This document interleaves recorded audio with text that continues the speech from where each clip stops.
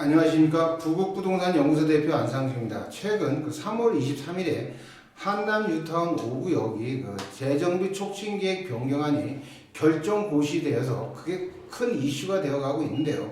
이에 따라 한남 뉴타운 5구역은 그 사업을 아주 박차를 가하게 되었는데 그 내용에 대해서 굉장히 왈가왈부하는 분들이 많이 있고 의구심을 갖는 분들이 있기 때문에 그런 내용들에 대해서 오늘은 자세한 설명을 해드리도록 하겠습니다.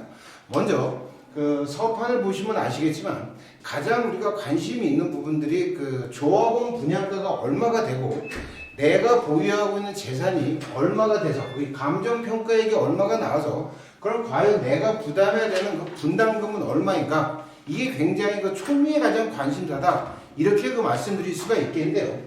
3월 23일에 나온 재정비 촉진계획 변경안 결정 고시안을 보면요, 보게 됐을 때는 이것은 뭐냐면 추정 분담금이라고 합니다. 추정 분담금. 확정된 분담금이 아니라 추정 분담금이고요. 여기에 나온 조합원 분양가가 아니라 이거는 확정된 것이 아니라 추정 조합원 분양가다, 이렇게 말씀드릴 수가 있겠고, 여기 아직까지 이 권리가액, 추정 권리가액이라고 하는 것은요, 아직 추정치에 불과하다, 이렇게 말씀드릴 수가 있겠습니다. 왜냐면 사업의 현재의 절차는요, 조합이 설립이 되고요, 조합이 설립이 되고 그 다음에 사업 시행 인가를 받는데 이 과정이, 이 절차들, 첫째 가장 큰 것이 뭐냐면 교통영향평가가 있고요. 교통영향평가, 고통영향평가가 있고요. 두 번째가 나오는 부분이 바로 건축시입니다. 이렇게 볼 수가 있겠습니다. 이러한 절차가 끝났을 때 자산들에 대한 감정평가를 하고 그 다음에 분담금 이런 것들이 결정이 되는데요. 현재가 한남 뉴타운 5구역은요, 이런 교통영향평가 등을 해서 재정비 촉진계획이 처음에 서울시에 들어가서 통과를 받았다가 조건부로 승인을 받았기 때문에 이번에 최종 3월 23일에 최종 결정 고시가 났다는 점에서 굉장히 포인트가 있다, 이렇게 말씀드릴 수가 있겠는데요. 이러한 재정비 촉진계획안이 확정 고시되기 위해서는요,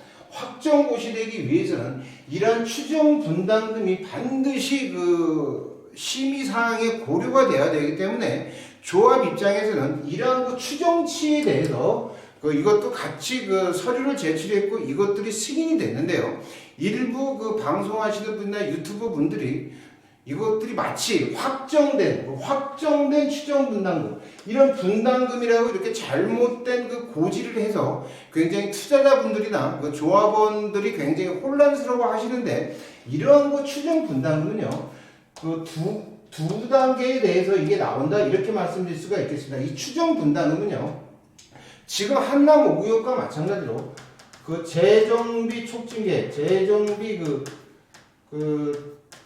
촉진계획 안에 확정 고시되기 전에 이거를 고시를 확정되기 위해서 추정 분담금을 반드시 고려해야 하고요.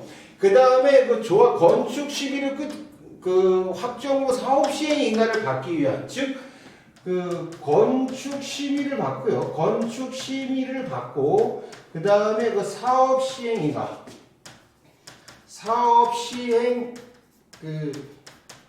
인가를 받기 위한 절차에서도 이런 추정 분담금들이 반드시 고려가 돼야 된다, 이렇게 말씀드릴 수가 있겠습니다. 이것은 서울시의 이런 공적 서류에 반드시 기재가 돼서 조합원들의 어느 예측치 정도를 이걸 고려해야 되기 때문에 이러한 추정 분담금들이, 이런 것들이 이 두 가지 절차에 대해서 이게 반드시 서류에 제출이 돼야 되기 때문에 최근에 3월 23일 재정비 촉진계획안 확정 고시된 부분에 대해서도 이러한 추정 분담금이라고 하는 개념들이 나와 있고, 이런 추정 분담금을 산출하는 방식은요,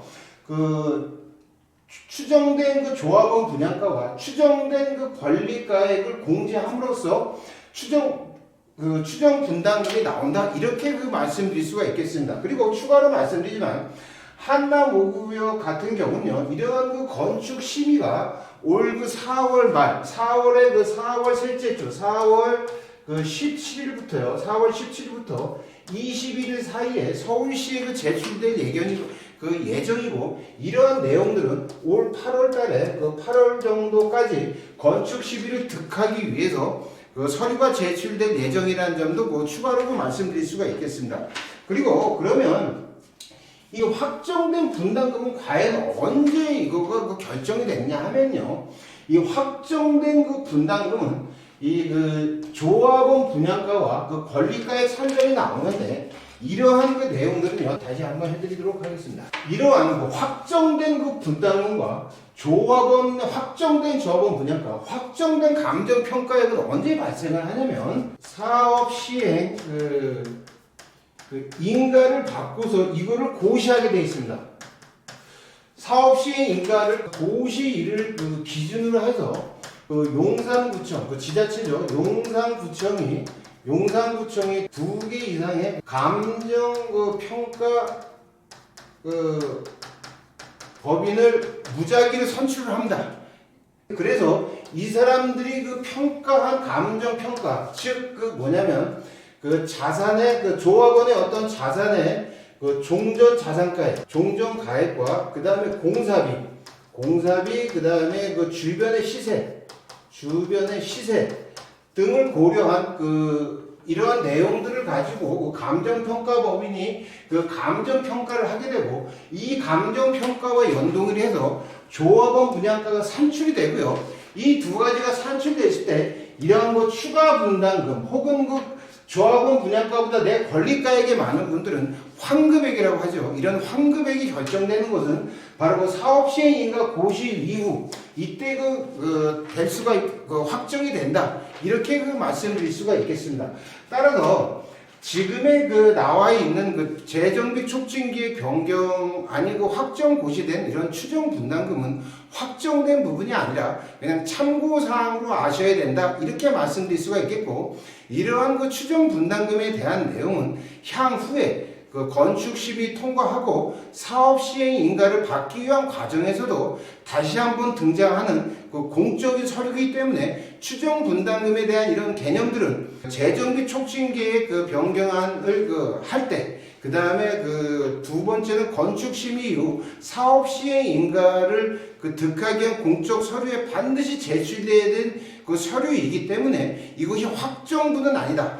확정부는 사업 시행 인가가 고시가 된 이후에 용산구청이 지정한 2개 이상의 감정평가법인이 산출한 감정평가액의 산술 평균을 가지고 감정평가액이 결정이 되고요. 이런 감정평가액이 결정이 되면 조합원 분양가도 확정이 되고 그로 인해서 확정된 그 분담금이 나온다는 것을 우리 투자자분들이나 우리 조합원 분들은 이렇게 이해를 하셔야 된다. 이렇게 말씀드릴 수가 있겠습니다. 따라서 이 계산법은 분양가가 분담금이 먼저 결정되고 조합원 분양가 이 감정가가 결정되는 게 아니라 역순으로 확정이 된다는 걸 아셔야 됩니다.